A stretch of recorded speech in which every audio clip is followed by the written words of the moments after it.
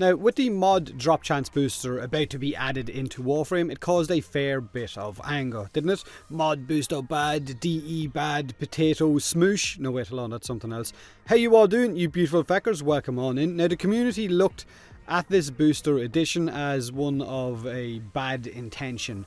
You've basically nerfed our loot frames and given us the same effect as a paid for booster. It's a tactic that other companies have done in the past as a way to milk as much revenue as possible, take something out and make the player base buy it back to have the same functionality. So to the community, it looked, by all intentions, the same way with this booster, and you can't blame them. There are so many shady feckin' microtransactions in most games nowadays that alarm bells start to ring whenever more get added. But the difference here is that Digital Extremes have moved quickly to end that train of thought by reverting the loot frame nerf. Desecrate, Necros, Pilfering Hydroid and of course the Chaser Kubro will once again be able to yield multiple drops from already looted corpses, just like they had for the last few years.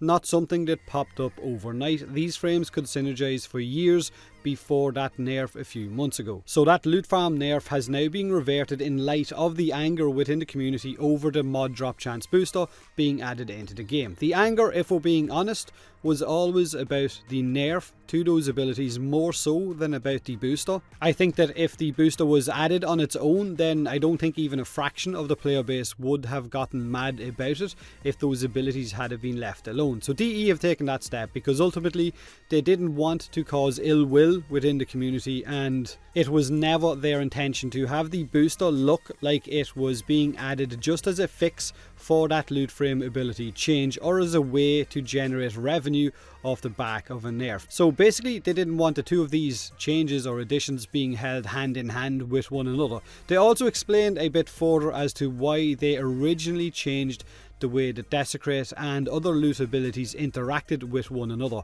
the double dipping, why they finally changed it after it being a part of the game for several years. Basically, to them it felt like players when they were on farming runs had no choice but to bring one of those frames or the Kubro, and because of this it was a forced playstyle, one that they wanted to shift players away from and allow players more options when running on these missions, which I fully understand the need to give players that freedom to play other Warframes, but changing loot interaction and synergy that, like I said twice already, was in the game for years, while also giving players less loot per run with a frame of their choice was probably not the way to go about it, and changing it just before you finally add a mod drop booster into the game that has been internally discussed for years and not added did look bad, and in a way set a bit of a bad precedent. Now, I mean, players could have also just not used those loot frames and they would have yielded the exact same results as you guys nerfing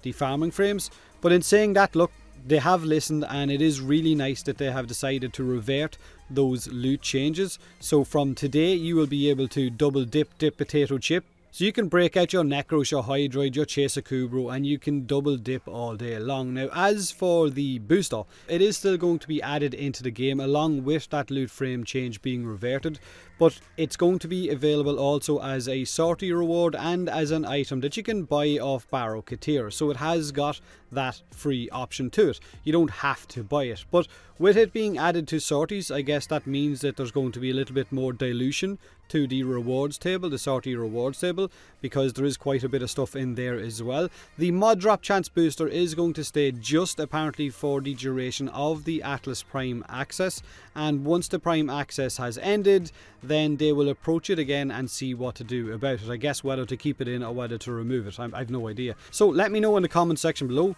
what you think about these loot changes being reverted, and also about the booster staying in until the duration of that Atlas Prime access.